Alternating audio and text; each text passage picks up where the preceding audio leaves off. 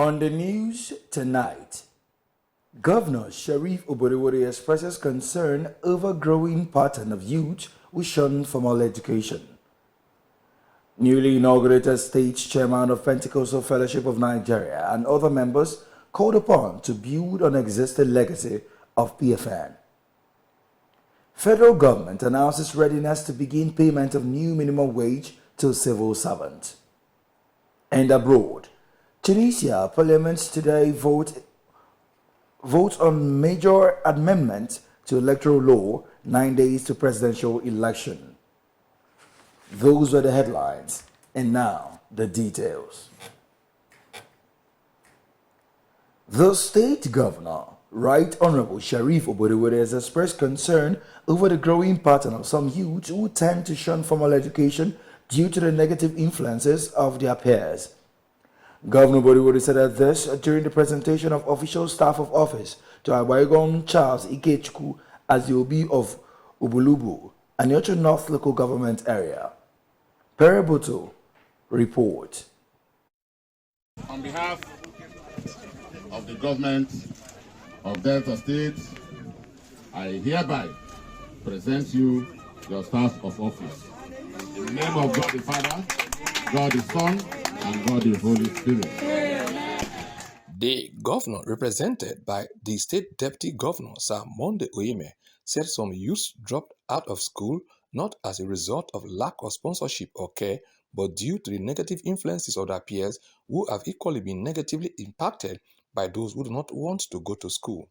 He noted that the trend had resorted many into cultism, which had no meaningful goals other than to wreak violence against rivals, including other antisocial behaviors.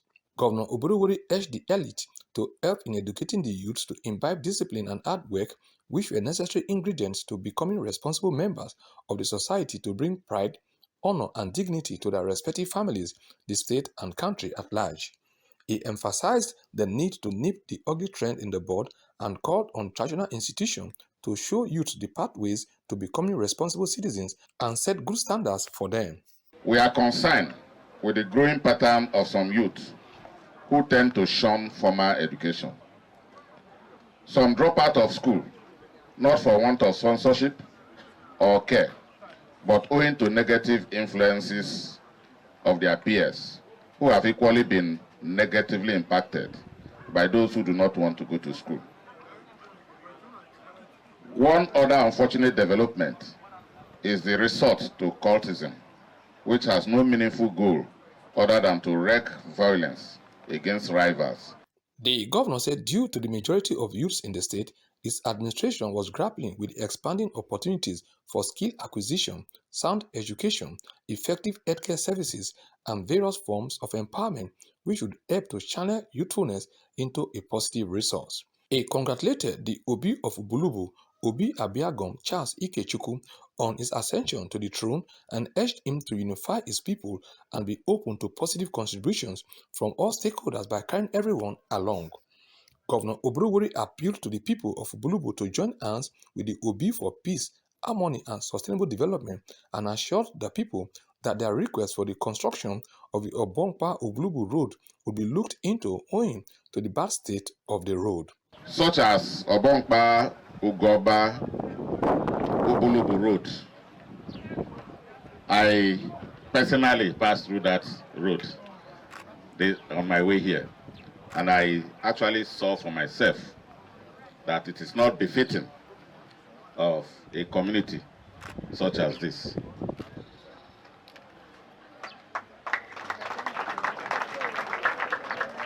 I want to assure you that this request, especially this particular route, which I understand is less than 5 kilometers, will be looked into seriously.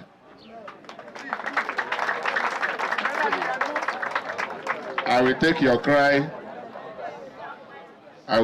cry back to the executive governor of Delta State.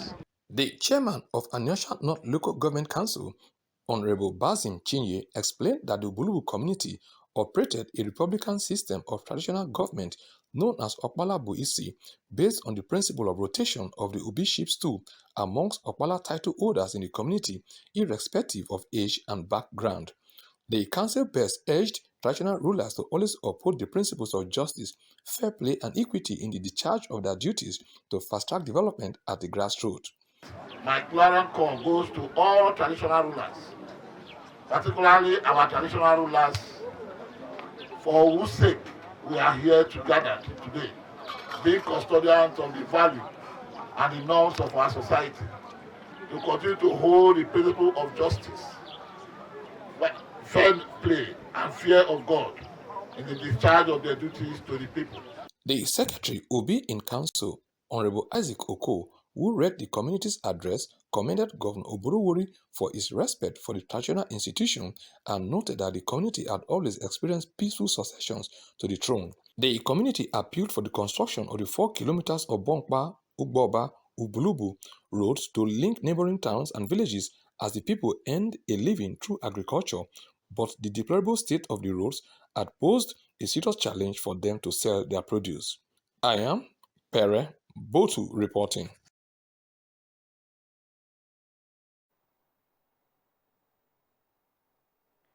Governor Sheriff Oborowori has called on the newly inaugurated state chairman of the Pentecostal Fellowship of Nigeria, PFN, Bishop Willie Abbas, and other members of the executive to build on the existing legacy of the PFN in taking it to an enviable height.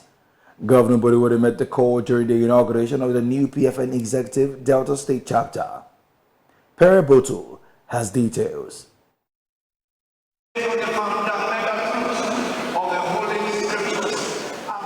The governor, represented by the Chief of Staff, Government House, Honorable Johnson Erijo, while congratulating the Delta State PFN for its numerous achievements, charged the new executive not to lose focus but continue to unify the body of Christ. Governor Oborowori charged the PFN executive to continue to ensure discipline in the church, assuring that his administration would continue to partner with the church in engendering a better society.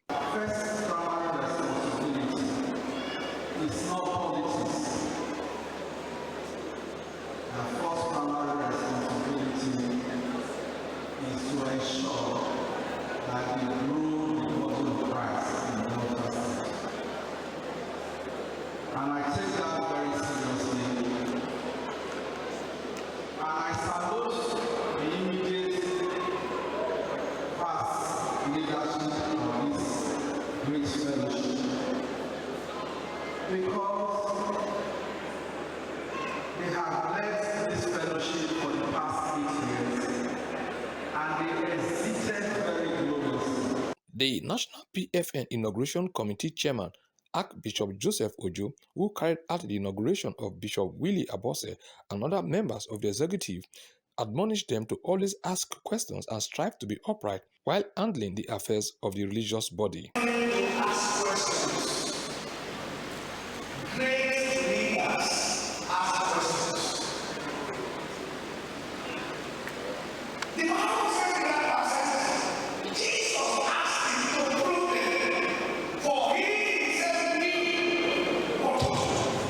Even if you don't want to ask questions, he also told us, only a fool knows what things. Also speaking, the National Vice President of the PFN South Zone, Apostle Zili Agri, who delivered the sermon, charged the PFN to sanitize the church and rid it of fake prophets whose activities are bent on tarnishing the image of the church. Taking his text from the book of 1 Kings 18:23, Apostle Agri appealed to the fathers of faith to continue to support the newly inaugurated state chairman of the PFN, Bishop Willie Abbas, the way they supported the immediate past state chairman, Bishop Kingsley Enakiriri. The immediate past chairman, Delta State PFN, Bishop Kingsley Enakiriri, commended the synergy between the state government and the entire PFN, stressing that such collaborations was necessary in recording massive development. So God does not have it better yesterday. Today will only be better than yesterday. Tomorrow will be better than today. So my tenure was better than my predecessors. His own tenure, the new coming government, will be better than my tenure. That's what I believe. Others, including the member representing the Ugele Udu Federal Constituency at the House of Representatives, Honorable Francis Waive, and the Director of Press, Pastor Malcolm Oteri, called on Christians to always pray for those in authority. Willie has been serving, and God has called him to serve in higher capacity. He's been a friend for many years, and I know that he will do well. I'm not new to it. All my life, I've actually served both in the spiritual and in the physical. In my organization, I've been coordinator of fellowship for so many years. In the church, I've been head of media also for so many years. So it's just more grace, more wisdom that one will need now for this the higher level. Otherwise, it's still. Responding shortly after his inauguration as the 5th chairman of the Pentecostal Fellowship of Nigeria (PFN), Delta State Chapter, Bishop Willie Abos solicited the cooperation of all to continue to make Delta State PFN an envy of other PFN chapters in the country. Bishop Willie Abos pledged to work with the laid-down constitution of the PFN and run an open-door policy. PFN is big enough to accommodate everyone and small enough to recognize everyone, because PFN is small big family and no one is too big or too small to be a big. The inauguration ceremony featured the presentation of awards to the governor and some deserving individuals for their roles in the growth of the state PFN. I am Pere Botu reporting.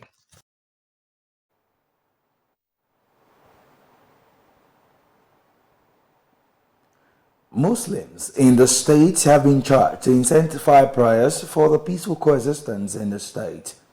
The state governor, Right Honorable Sharif Obodewode, gave the charge at a Jumat's prayer in commemoration of the Nigeria's 64th Independence Celebration Anniversary held at the Central Mosque, Cable Point, Asaba. Gift Unosha report.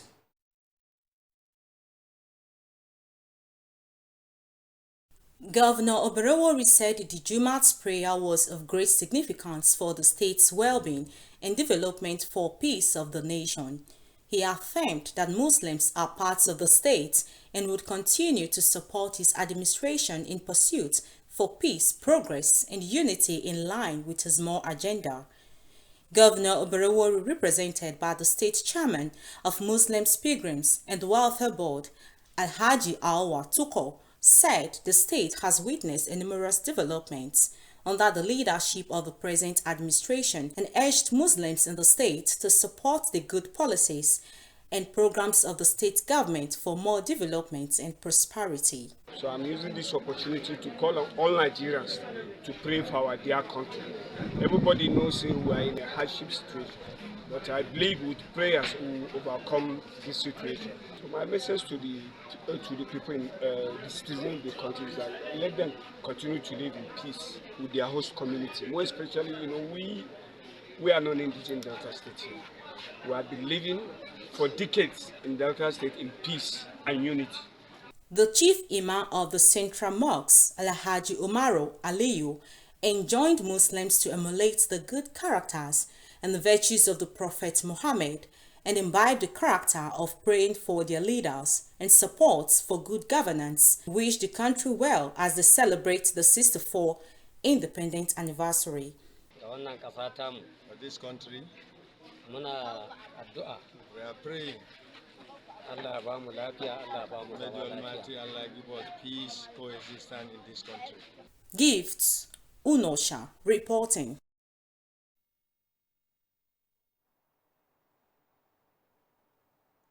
The state government has reaffirmed its commitment in ensuring that peace was restored in Abo community, Ndokwa East local government area. The special advisor to the state governor on peace building and conflict resolution, Chief Edwin Uzo, stated this at a meeting with some representatives of the community. Henry Unogwa reports. Chief Uzo said the meeting was in continuation of the petition from some group in Abo community against Dr. Greg Oputa over Kingship Tussle. He noted that the state governor, Sheriff Oborowori, had promised to deal with any person or group of persons promoting crisis in the state, as he cited the Obejo and the Alaja community crisis. The special advisor appealed to the youths, Council of Chiefs, and the Odua of Abo Kingdom not to take the laws into their hands, as the state government was on top of their matter. As you know, Uja Ndalaja community land case has been on for over 26 years. For today, we've done our best. Peace has been able to come there, and the land in dispute, government has decided to do justice to the land. Chief Uzo appealed to the respondent, Dr. Greg Oputa, and his team to speak truth in order for the team to have better knowledge on the matter and proper solution to the crisis. The peace-building boss said Abo had been a peaceful community until the issue of selecting a new king, and they charged them not to promote crisis in order to enjoy the dividends of democracy. We're also going further to carry out other investigations, even as far as going to the Abo to find out one or two things from the elderly people of that area, so that at the end of the day, our report will be comprehensive and be able to see what we've seen. That is the position. He told the people that hearing from both sides of the party would enable the team balance their report and assured them of the state government's readiness to restore peace to the community. Henry Onogwa reporting.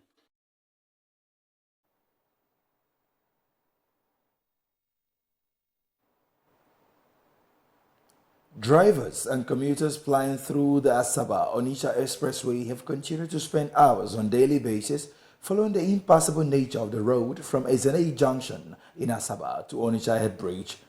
Following this harrowing experience, Governor Sharif Oborevwori directed the State Ministry of Works to reach out to the contractor handling the federal road project on ways to ameliorate the plight of road users moving from Asaba access into the eastern part of the country. Ejime Udweme reports.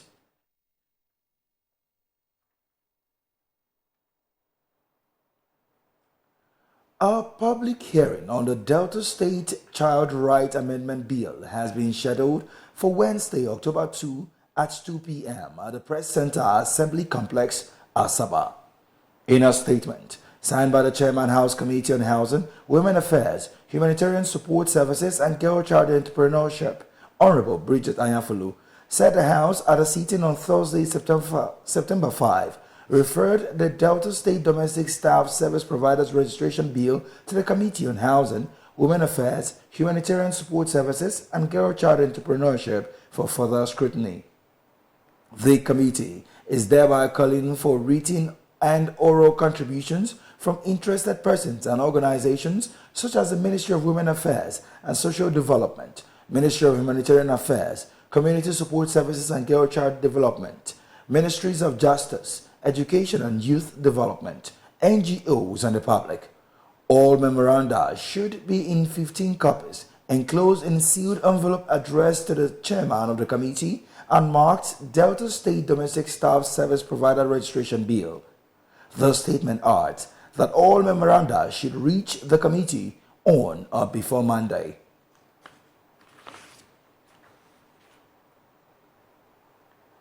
The state governor, Right Honorable Sharif Oborevwori, has congratulated the founder and presiding bishop of Living Faith Church, Dr. David Oyedepo, on his 70th birth anniversary. Governor Oborevwori, in a statement by his chief press secretary, Sir Festus Ahon in Asaba, lauded Bishop Oyedepo for his immense contributions to the Lord's Vineyard and nation building. He said that Bishop Oyedepo had made indelible marks in Christendom through his prayers, pragmatic teachings, and grooming of God-fearing Christian faithful in the country and across the world. The governor described Bishop Oyedepo as a role model and father figure whose leadership credentials were worth emulating. Governor Oborevwori, on behalf of his family, the government, and people of the state, joined Living Faith Church, friends, and well-wishers to thank the Almighty God for the life of Bishop Oyedepo, which has been of great and immense value to mankind. He prayed God to continue to bless Bishop Oyedepo with good health and more years of happiness and contributions to nation building in God's vineyard.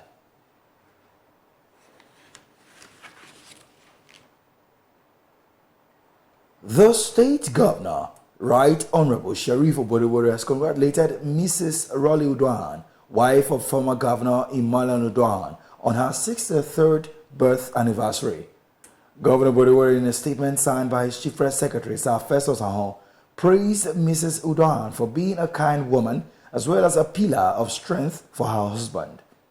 While praising her altruism, he called her I Care initiative, which she had implemented during her husband's administration to improve the lives of many people, especially widows and prisoners. Governor Borewori, on behalf of his family, the government, and people of the state, congratulated Mrs. Rolly Nere Udoan on the occasion of her 63rd birth anniversary and prayed God to continue to honor and grant her good health to enable her to render more service to him and the state.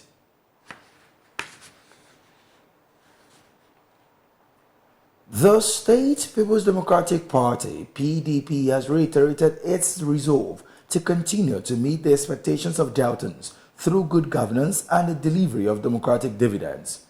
The State PDP Chairman, Chief Solomon Arainka, re-emphasized this at the inaugural meeting of the new state executive of the party at the party secretariat in Asaba. Chief Arainka commended Governor Sharif Oborewori for the human capital development project he has executed since he assumed the leadership of the state. He noted that the governor had fulfilled more than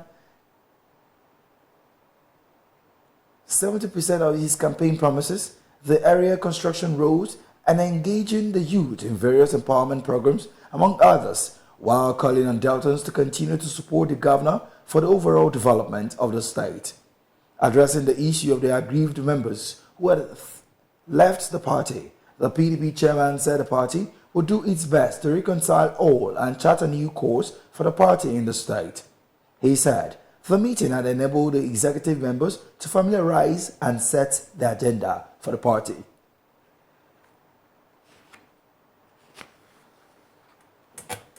This month's environmental sanitation exercise will hold tomorrow between the hours of 7 a.m. and 10 a.m. A statement signed by the Director of Public Communication and Functioning Permanent Secretary, Mrs. Theresa Oliko, says there would be no restrictions of movement of persons and vehicles due to the examination of the Basic Education Certificate Examination, BECE, scheduled for same day. The State Commissioner for Environment, Chief Mr. Jamani Ejiro, has advised residents to cut overgrown weeds, desilt their drainages, and keep their environment clean to prevent the spread of diseases, as it is the responsibility of all residents to clean 20 meters radius of their premises, as the staff of the Task Force on Environment and relevant authorities will monitor the exercise. The statement added that officials of the Delta State Management Board, local government councils, and other relevant authorities would evacuate the resultant waste to approved dump sites in their various locations. You are watching the Delta Television main news. Still to come, federal government announces readiness to begin payment of new minimum wage to civil servants. Details on this story and more after this short break. Please stay with us.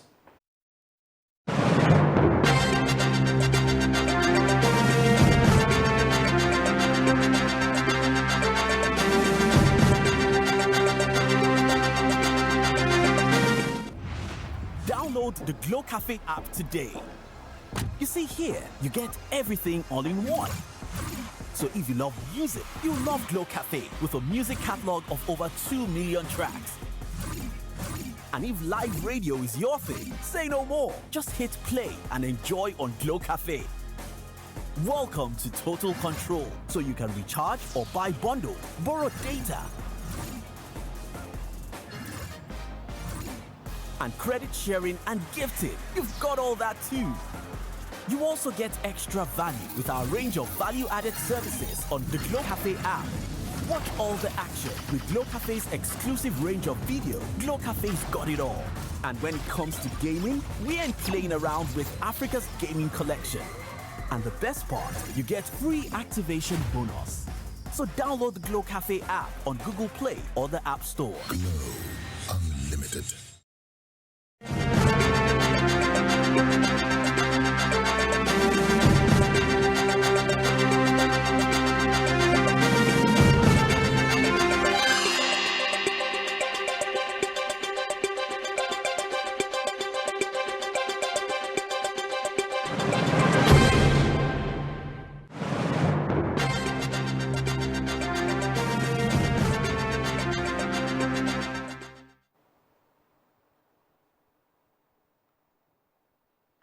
Glad to have you back. The federal government has announced readiness to begin the new minimum wage payment to civil servants. The spokesperson for the Office of the Accountant General of the Federation, Mr. Bawa Mokwa, disclosed this to newsmen.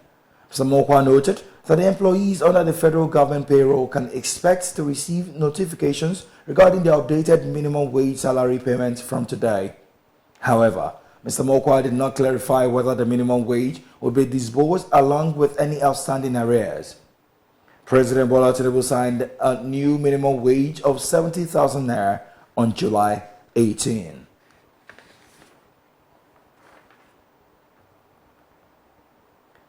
The federal government has announced plans to revitalize 6 of the country's national museums. A statement by a Special Assistant on Media to the Minister of Art, Culture and Creative Economy, Mrs. Enneka Ikem, said the process was aimed at preserving the country's cultural heritage. The museum include the National Museums in Ilorin, Birni Kebbi, Uyo and Owerri. Others are Gidan Makama Museum in Kano State and Zazzau Emirate Museum in Kaduna State. According to the statement, the project would engage local artisans, historians and curators to ensure the upgraded museums and monuments are culturally represented and historically accurate. The statement noted that a refurbishment program is set to commence in October and will focus on infrastructural upgrades, enhanced security systems, and improved exhibit spaces. It added that the project underscores the ministry's commitment to preserving the country's rich cultural heritage and enhancing public access to the nation's historical treasures.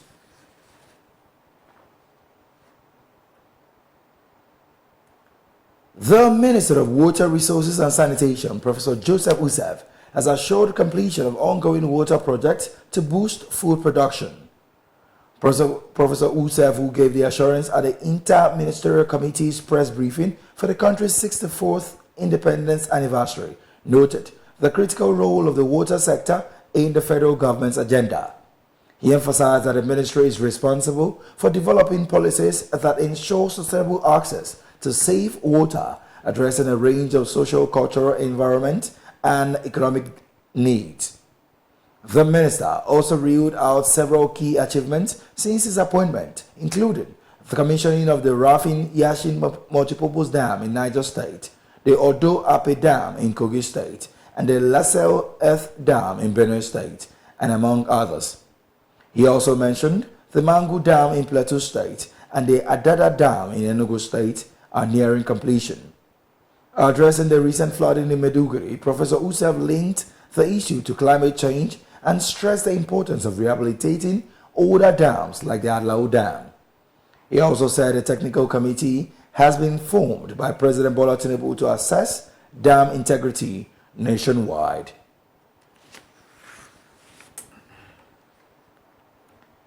The Agency for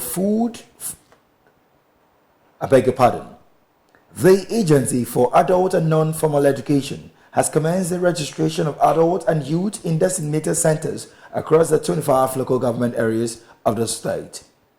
A statement from the Ministry of Information advised interested candidates to visit their local government council secretariat of residence for registration and make further inquiries from the adult supervisor during weekdays between 9 a.m. and 3 p.m. till October 31. The statement adds that services with regards to non-formal education in line with the moral agenda of the present administration are free of charge to learners and beneficiaries.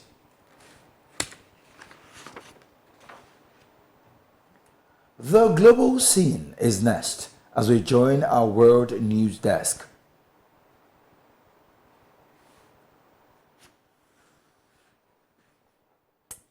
Tunisia's parliament today voted on a major amendment to the electoral law 9 days before a presidential election that opposition groups fear will cement President Kais Saied's authoritarian rule.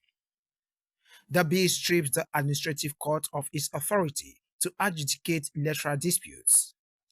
It is likely to pass in an assembly elected in 2022 on an 11% turnout, after President Said dissolved the previous one. The Administrative Court is widely seen as the last independent judicial body after Mr. Said dissolved the Supreme Judicial Council and dismissed dozens of judges in 2022. At a large police contingent erected iron barriers to block access to parliament, dozens of protesters held placards complaining of the assassination of democracy and a rigged election. Civil rights activists and opposition parties, including the Free Constitutional Party, whose leader is in jail, call for protests tomorrow. The court this month ordered the Electoral Commission to reinstate disqualified presidential candidates, saying the legitimacy of the October 6 election was in question. But the commission defied the court and has allowed only 2 candidates to run against Mr. Said. Lawmakers said they had proposed the bill because they believed the administrative court was no longer neutral and could annul the election and plunge Tunisia into chaos and a constitutional vacuum. Japan's scandal-hit ruling party has elected Shigeru Ishiba as its new leader, positioning the former defense chief as Japan's next leader. Mr. Ishiba, 67, said he would clean up his Liberal Democratic Party, LDP, revitalize the economy, and address security threats after winning today's party election. Since the LDP has a parliamentary majority, its party chief will become prime minister, and Mr. Ishiba is expected to be appointed to the role on Tuesday next week. That change of guard comes at a turbulent time for the party, which has been rocked by scandals and internal conflicts that disbanded its once powerful factions. 9 candidates contested for the party leadership after Prime Minister Fumio Kishida announced last month that he would not stand for re-election. Mr. Ishiba led in most opinion polls, with this being his 5th, and he said final bid to lead the LDP, which has ruled Japan for the most of the post-war era. It headed into a run-off between Ishiba and Sane Takaishi, 63, who vied to become Japan's first female leader. Mr. Ishiba is in favor of allowing female emperors, a hugely controversial issue opposed by many LDP members and successive governments. His blunt candor and public criticism of Prime Minister Kishida, a rarity in Japanese politics, has rankled fellow party members while resonating with members of the public.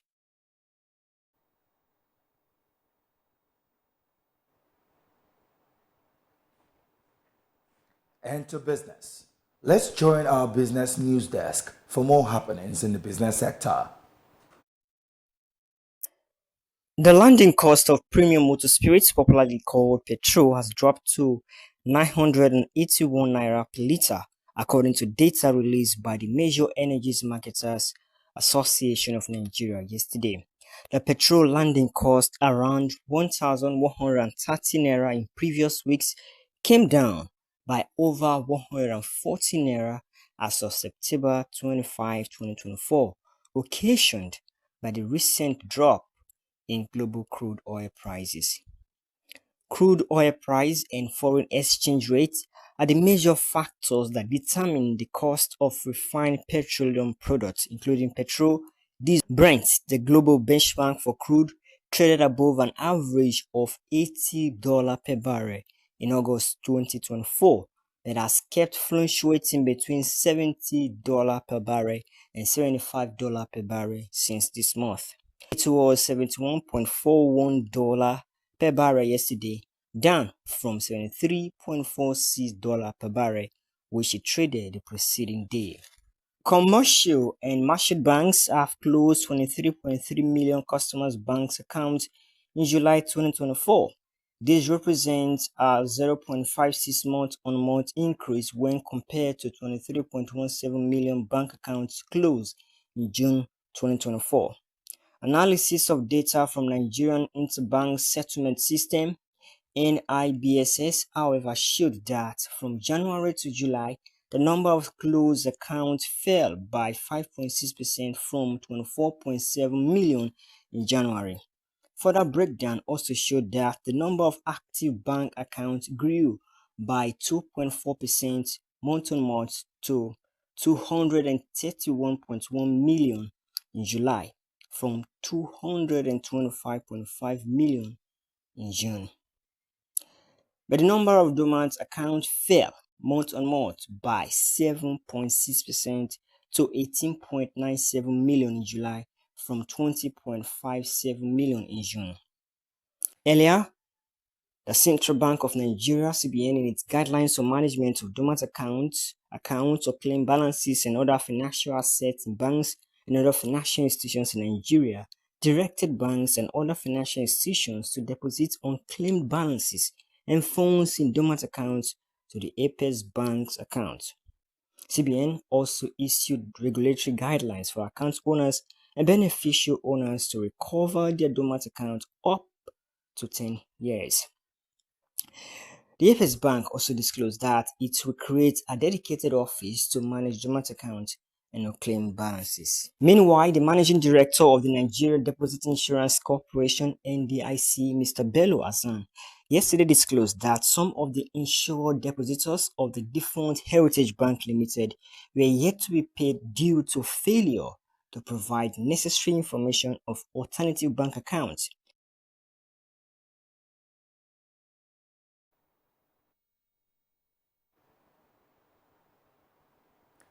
The Delta State Police Command warned parents to be mindful on the activities of their children who claims to be learning Bitcoin and Forex. The State Command's Public Relations Officer ASP Bright Edafe said this in a viral video on his X page following the busting and arresting where over 100 teenagers were arrested by men of the Nigerian Army who lured the suspects with a promise to train them in Bitcoin and Forex trading. The police image maker in the video narrated that the suspect had arrived at the academy only to discover that it was a hustling kingdom. According to report, the soldiers from the 3rd Battalion Nigerian Army barracks stormed an estate in the Warri area of the state and arrested over 100 suspected internet fraudsters. The school was reportedly engaged in training cyber criminals, and the suspects were handed over to the police for further investigation and prosecution. Meanwhile, ASP Edafe stressed that the arrest by the military came after one of the suspects contacted his family member via the laptop given to him by the academy operators.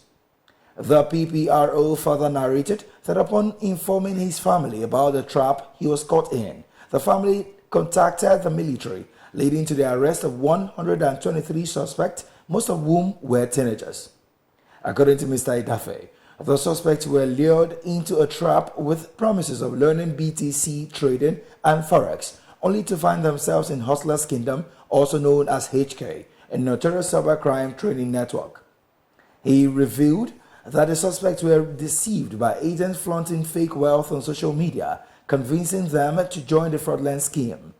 He added that the agents would then lure them to the estate where they were subjected to physical abuse and exploitation.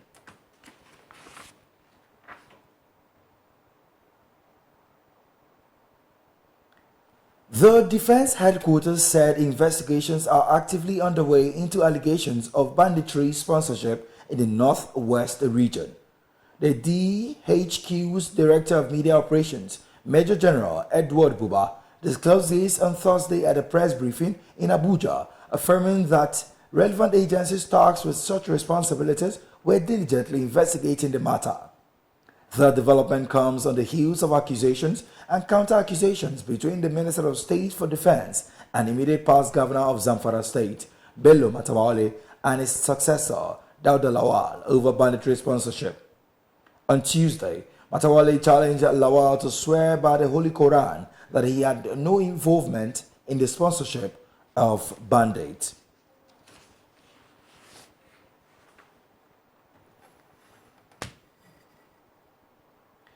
The Yobe state government said a total of 132 cases of cholera were recorded in the state as at September 25, out of which 9 died.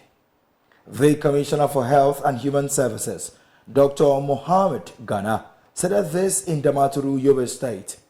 He said the cases were reported in Guja, Fune, Machina, Nangere, and Unguru local government areas. Dr. Ghana said no fewer than 112 patients were treated and discharged, while 9 others, representing 6.8%, died due to the delay in accessing medical services. The commissioner said the disease was confirmed after samples of acute watery diarrhea (AWD) patients were earlier tested at the National Disease Control Center (NDCC) and the University of Maiduguri.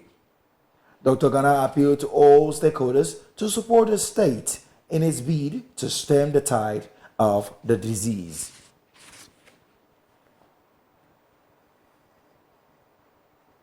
And now to sport. Libya head coach Nasser El Hadiri has unveiled a 28-man squad for the 2025 Africa Cup of Nations qualifying doubleheader against Nigeria. Al Ittihad star Abu Shaibab, Mohamed Al-Tabal of Al-Nassr and Ahmed Al-Masiri of Barcelona B are some of the key stars in the team. Libya will face the Super Eagles in a match-day 3 encounter at the Godswill Akpabio International Stadium, Uyo, on Friday, October 11.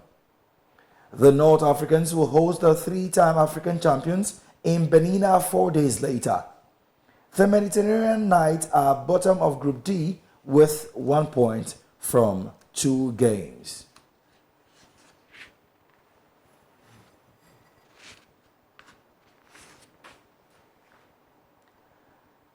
That's our news, and now to our thought for the day. If words control you, that means anyone can control you. To end the Delta Television main news, here are the highlights. The state governor, Right Honorable Sheriff Oborevwori, has expressed concern over the growing pattern of some youth who tend to shun formal education due to the negative influences of their peers. Governor Oborevwori said this during the presentation of official staff of office to Abiogom Charles Ikechukwu as the Obi of Obulubu and Nyocha North local government area. Governor Sheriff Oborevwori has called on the newly inaugurated state chairman of the Pentecostal Fellowship of Nigeria, PFN, Bishop Willie Abbas, and other members of the executive to build on the existing legacy of PFN in taking it to an enviable height. Governor Oborevwori met the call during the inauguration of the new PFN Executive Delta State Chapter. The federal government has announced a readiness to begin the new minimum wage payments to civil servants. The spokesperson for the Office of the Accountant General of the Federation, Mr. Bawa Mokwa, disclosed this to newsmen. And abroad, Tunisia's parliament today voted on a major amendment to the electoral law 9 days before a presidential election that opposition groups fear will cement President Kais Saied's authoritarian rule. The bill strips the administrative court of its authority to adjudicate electoral dispute. It is likely to pass in an assembly elected in 2022 on an ill turnout after President Saied dissolved the previous parliament. And that ends a Delta Television main news. Thanks for watching. I am Tony Iluaka. Good evening.